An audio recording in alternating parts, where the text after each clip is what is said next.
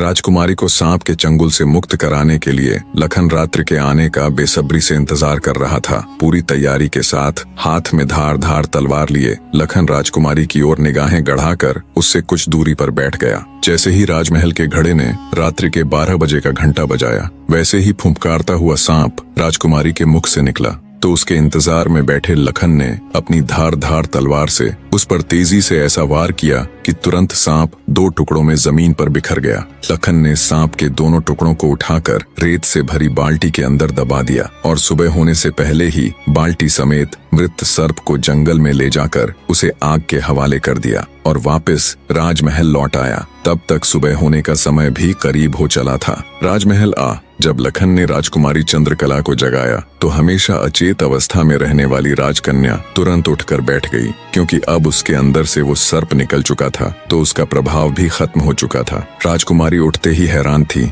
उसे ऐसा लग रहा था जैसे पता नहीं वो कितने सालों से नींद में थी। जब लखन ने राजकुमारी से उसके स्वास्थ्य के बारे में पूछा तो अचंभित राजकुमारी ने अपने आप को बिल्कुल ठीक बताया। तब तक सुबह भी हो चुकी थी। उधर राजा भी पूरी रात सोया नहीं था। उसे बस इंतजार था तो सुबह का। जैसे ही सुबह हुई, राजा बेसब्री से भागा भागा राजकुमारी के कक्ष में आया। जब उसने बिल्कुल सही सलामत अपनी बेटी को बैठे और बात करते पाया तो उसकी खुशी का ठिकाना ना रहा। आंखों में अश्रु लिए राजा ने तुरंत अपनी लाडली बेटी को गले लगा लिया। भरे हृदय से राजा ने हाथ जोड़कर लखन का शुक्रिया अदा किया और अपनी शर्त के अनुसार राजकुमारी चंद्रकला का विवाह लखन के साथ कर दिया। जब राजा ने लखन को अपना आधा राज्यपाट देना चाहा तो लखन ने राज्य लेने से साफ मना कर दिया। ऐसा स्वाभिमानी दामाद पाकर राजा चंद्रसेन खुशी से फूला नहीं समाया। उसने खुशी खुशी बहुत सारा धन देकर अपनी बेटी चंद्रकला को लखन के साथ विदा कर दिया। जब राजकुमारी चंद्रकला को ले लखन अपने राज्य उज्जैन नगरी पहुंचा